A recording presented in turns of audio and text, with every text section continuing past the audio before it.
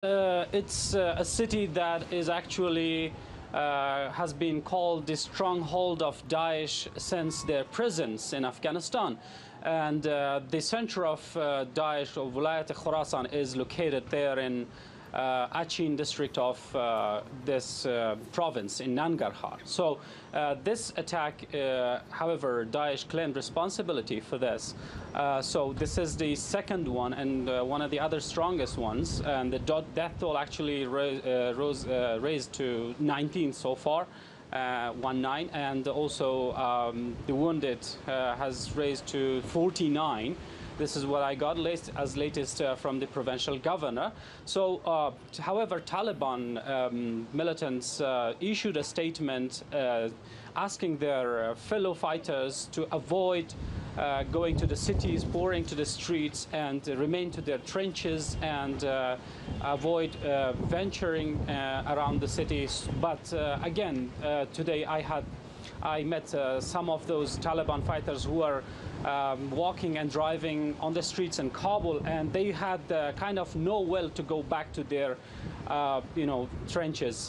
They were saying that they were tired of fighting, and they were urging their commanders and their leaders to extend the ceasefire, and they were optimistic about specifically this ceasefire that is taking place after a 17-year long war. Yes, and as you say, I mean, this comes amid an unprecedented time where there is this cooperation between the Taliban and the Afghan government, but obviously that doesn't include Daesh. So how big of a threat is Daesh to Afghanistan at the moment? However, the presidential palace, as well as some security officials, high security officials, have commented about this several times, saying that Daesh is not a very big concern for the Afghan government to fight.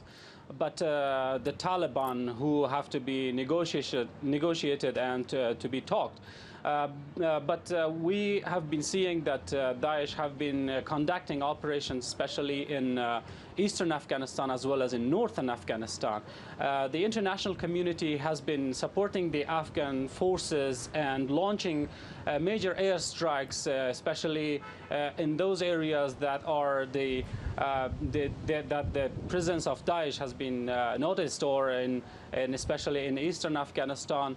We have been witnessing that several major attacks have been killing like tens of Daesh fighters.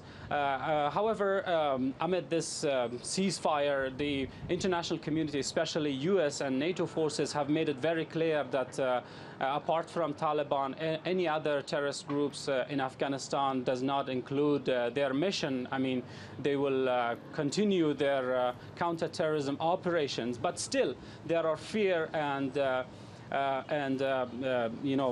concerns from people that this group could bring any kind of gap between the these negotiations and ceasefires. But still, yes, Taliban and also the government have made it very clear that all these kind of attacks will not affect their